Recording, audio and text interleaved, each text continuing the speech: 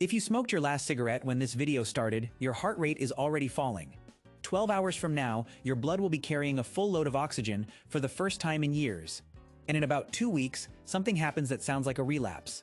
Some people start coughing. More, not less. That cough is the repair. Here is exactly what happens inside your body when you stop smoking, hour by hour, including the one thing that never comes back. Every cigarette delivers more than 7,000 chemicals into your airways. At least 69 of them are known to cause cancer. But the damage that matters most is not done by the ones you have heard of. Lining your windpipe and your bronchial tubes are millions of microscopic hair-like structures called cilia. Each one beats more than 10 times every second, all of them moving in the same direction, sweeping a thin layer of mucus upward and out of your chest. Scientists call it the mucociliary escalator. It is how your lungs clean themselves without you ever thinking about it. Tobacco smoke shuts that escalator down. It slows the cilia, then destroys them. Which means the debris just sits there. And here is the strange part. When you quit, the very first thing your body repairs is not your lungs at all. It is your blood. Cigarette smoke contains carbon monoxide, the same gas that comes out of an exhaust pipe.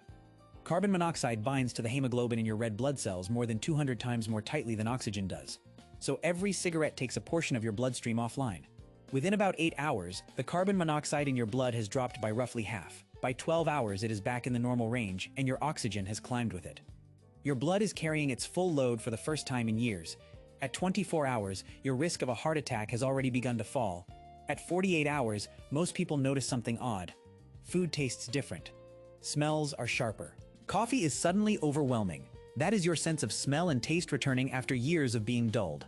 And at 72 hours, something harder happens. Nicotine itself cleared your bloodstream over the first day or so, but this is when withdrawal peaks. Irritability, restlessness, cravings that arrive in waves.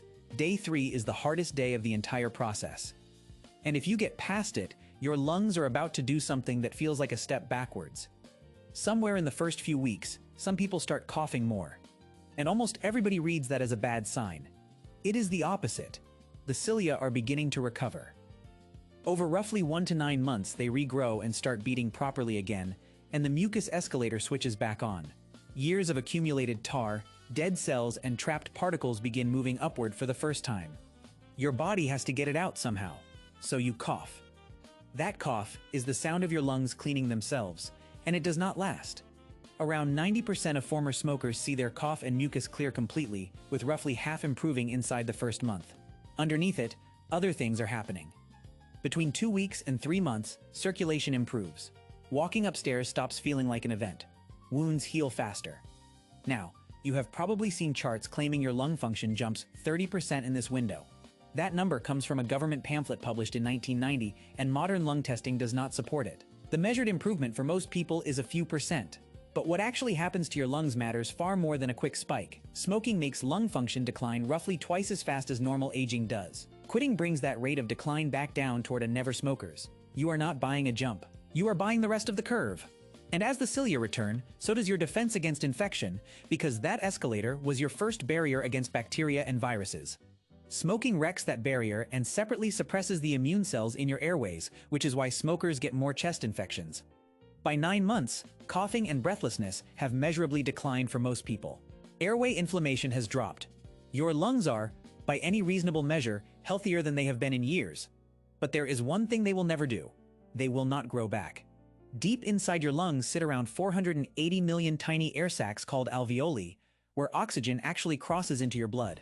Smoking destroys them, and in an adult human, destroyed alveoli do not regenerate. That is what emphysema is. Not congestion, not inflammation, but permanent structural loss. So the repair has a ceiling, and where that ceiling sits depends entirely on how much was gone before you stopped. What quitting does is halt the loss and protect everything still alive.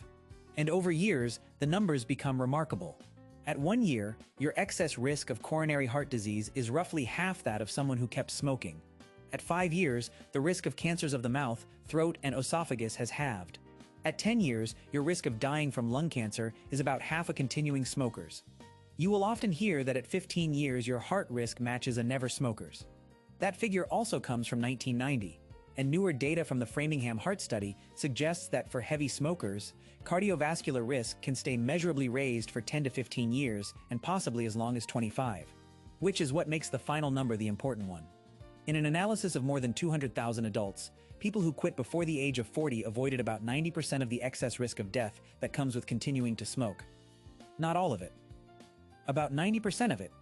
Reclaimed by a decision that starts working in 20 minutes. Your body is not sentimental. It does not hold a grudge about last year or the last 20 years.